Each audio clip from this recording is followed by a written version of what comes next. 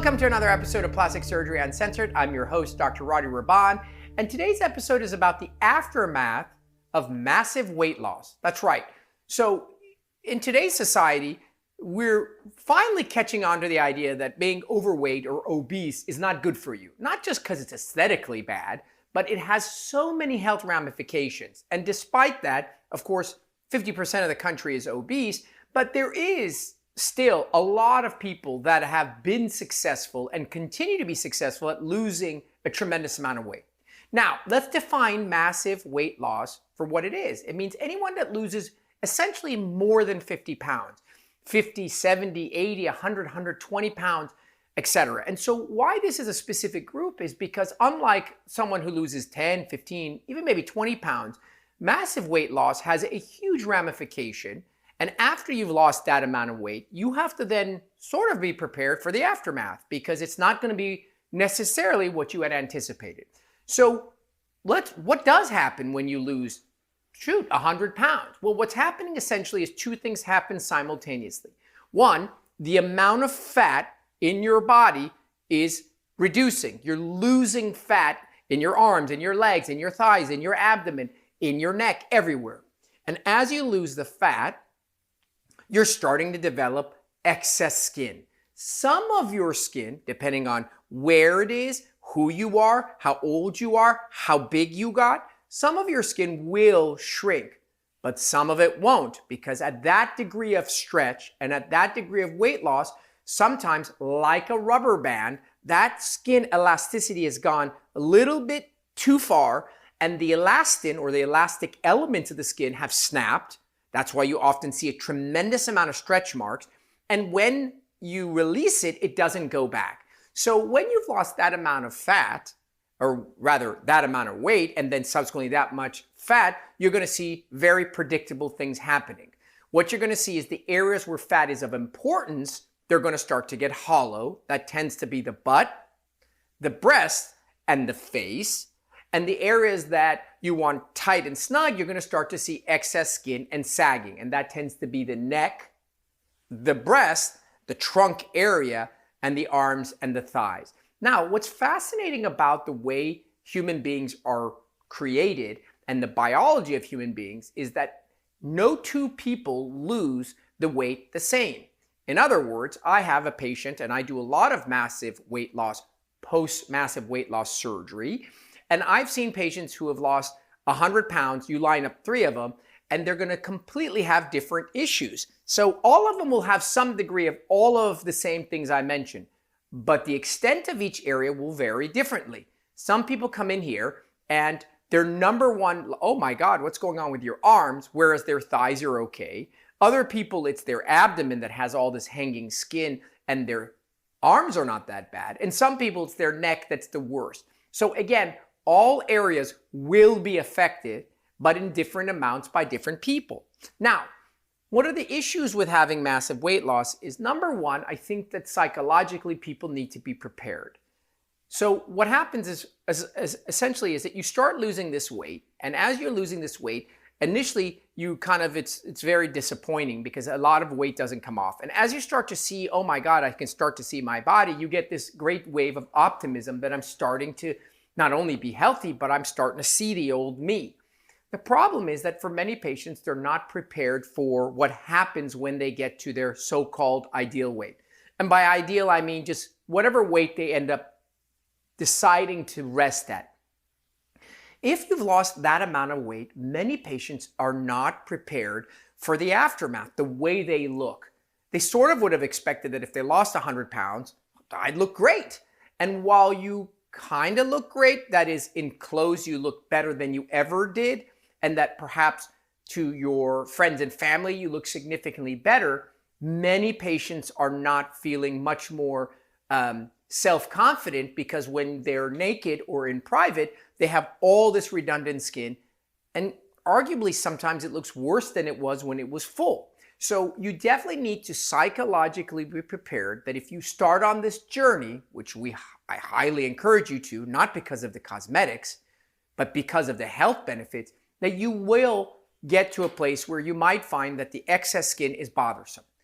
So if you get to the your weight and the skin isn't that bad or it doesn't bother you, then success. Hallelujah. You are smaller, skinnier, you have better energy, and almost all of your health parameters are improved. Your diabetes is going to go away, your blood pressure will improve, your shortness of breath will improve, your ability to sleep will improve, so many things that improve. But if you get there and then you realize, oh my God, wow, look at all this loose skin that I have, then you're going to need to go about this sort of aftermath planning, I call it. And you need to start to get yourself ready for the future and what that entails. We're going to take a quick break. We're going to come back. And then when we come back, I'm going to go ahead and tell you the sort of steps that you need to do in preparation. So if you are someone who is looking towards losing a tremendous amount of weight, then you're going to want to be ready for this aftermath, because planning is really the key to success. Let's take a quick break. We'll be right back.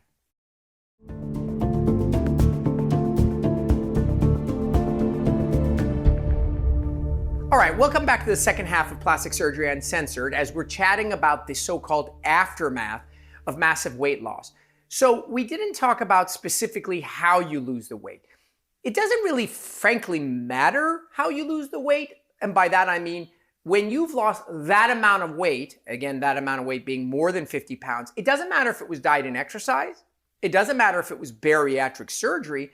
And frankly, it doesn't matter if it was medications. And nowadays, gosh, people are losing tons of weight on Wegovy, Mounjaro, Ozempic. It doesn't really matter. Why? Because once you've lost that weight and that area is deflated, the body's going to predictably be the same. There is some discussion as to how fast you lose the weight, meaning if you lose the weight suddenly or if you do it gradually. I would argue that probably yes, if you lost it more gradually, your skin would have a greater chance of recuperating. But then again, I do think that if you lost a lot of weight, again, it won't matter. So now you've lost all this weight. The first thing you need to do, the very first thing you need to do is go in front of the mirror and write down a list, a prioritizing list of the things that you dislike in the order of how much you dislike them towards less dislike. So what I mean by that is you go in front of the mirror and you say, God, my stomach bothers me the most, then my arms, then my thighs, and then my neck. For example, why that's important is because as you go on this journey to now correct the aftermath of your weight loss, you're going to have to pull on to a lot of resources, financial, et cetera, and you need to make sure that if you just don't have all the resources to get through the entire journey of fixing the areas, that at least you hit the high points. So first thing I tell patients to do is, if you had really only one bullet in the chamber, what would you go after? It turns out that for most patients, it's their trunk. In other words, it's the belly and the hanging skin, which we refer to as pannus. But that might not be the case for some people. Maybe their arms or their neck, because other people see it. Next thing you need to do is then you need to go and speak to plastic surgeons about addressing the loose skin. Because body contouring surgery, that is removing the excess skin, it's going to cost money, it's going to require recovery, it's going to require planning.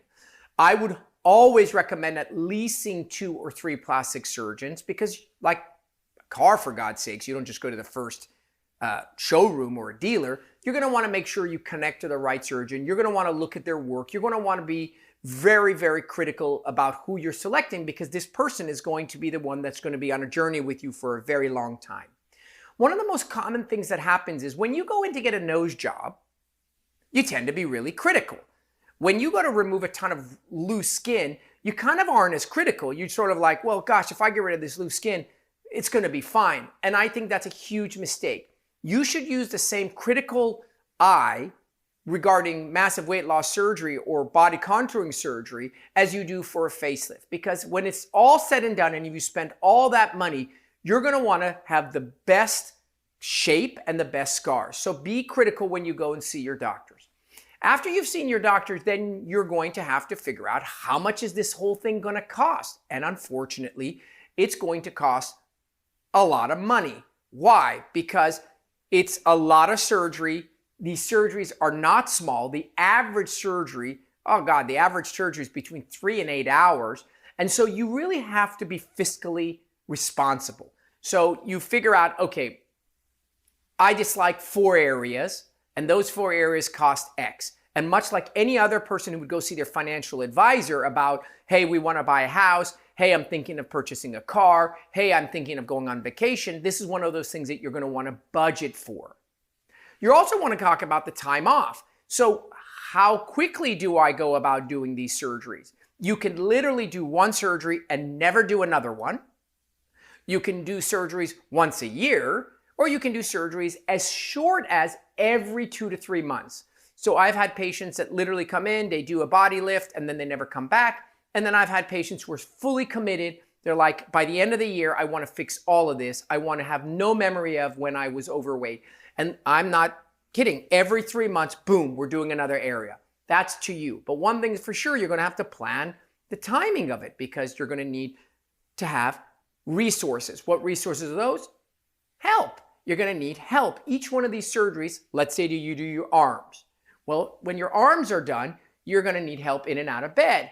When you do your legs, you're going to need help in and out of bed. When you do your trunk, you're going to need help in and out of bed. So you will need help of people. Therefore, you need to make sure you have a support system. And those are really, really important things to start planning as you do them because these are generally big surgeries. They're not little surgeries. So let's talk about just the general recovery of the surgeries. So surgery is usually the following recovery. So pain, they tend to be uncomfortable, but I usually say the pain usually lasts about a week.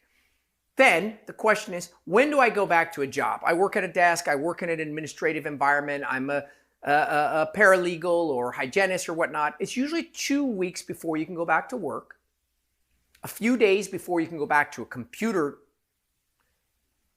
6 weeks before you can go back to major exercise. So let's say you want to go back to doing Pilates or tennis. That's usually around 6 weeks. And then, as I mentioned, the time you can start to do the next surgery is as soon as about 2 to 3 months. We're waiting for your blood levels to equilibrate. The surgeries are done general anesthetic, and it depends on your surgeon. Now, listen very, very, very carefully. This is really important. You are going to be tempted, and surgeons are going to try to encourage for you to do multiple surgeries in one sitting. What that means is you come in, you do your body lift, your arms and your thighs, and you knock it out and get out. Well, what the hell's wrong with that? You recommend that all the time, Dr. Rahban, with mommy makeovers, etc. Yes, I recommend maximizing a regular operative day, but what happens in body contouring is that surgeons try and take advantage of the fact that you want to get everything done. They do way too many surgeries in one sitting, and the only way they can do that is by tag teaming. What does that mean? Tag teaming means that you're on the table, so there's a team, literally a doctor and a tech working on your right arm, and another doctor and a tech working on your left arm, and for God knows, maybe another one working on your thighs. Because if you go under anesthesia and you wake up, let's say 6 or 7 or 8 hours later, and you've had your arms, your thighs, and your abdomen done, something doesn't add up. In other words, there is no way that was all done by one guy. As all of you know who've been listening to me for much time, I am a very particular person. And what is my secret sauce is that I do everything, and I mean everything myself, which is super rare when it comes to body contouring. Yes, facelifts, yes, breast reductions, but body contouring? My God, nobody does that alone. Yes, I do that alone. So I will do fewer surgeries in a setting, but then you're getting top quality closure. Because at the end of the day, let's be honest, when you're closing an entire arm and another arm and a thigh and around the body, this is a lot of suturing. And what takes a long time is closing. So it's going to be done shitty. It's going to be done quick. It's going to be done messy in order to do a lot. So while it is tempting to knock it all out, I would caution you in terms of doing that because reality is that it tends to not be as successful. So, okay, that's what it takes. Now let's talk about what can go wrong. So the first thing you need to know is that patients who've lost a ton of weight, especially from bariatric surgeries, are sometimes malnourished. So you want to make sure that your nutrition is optimal. See a nutritionist. Make sure you have enough protein on board. Why? Because to begin with, you kind of have crappy tissue. Your tissue is stretchy. It's not strong. And often these surgeries are about making you tight. And you can develop what's called wound dehiscence or separations or falling apart. And so you definitely want to make sure that your nutrition is excellent. Bleeding and infection should be very rare. Scars are a major problem. I just alluded to that. If you're getting a ton of surgery done, you want to make sure your scars are not crappy. They're not whipping them together or stapling them.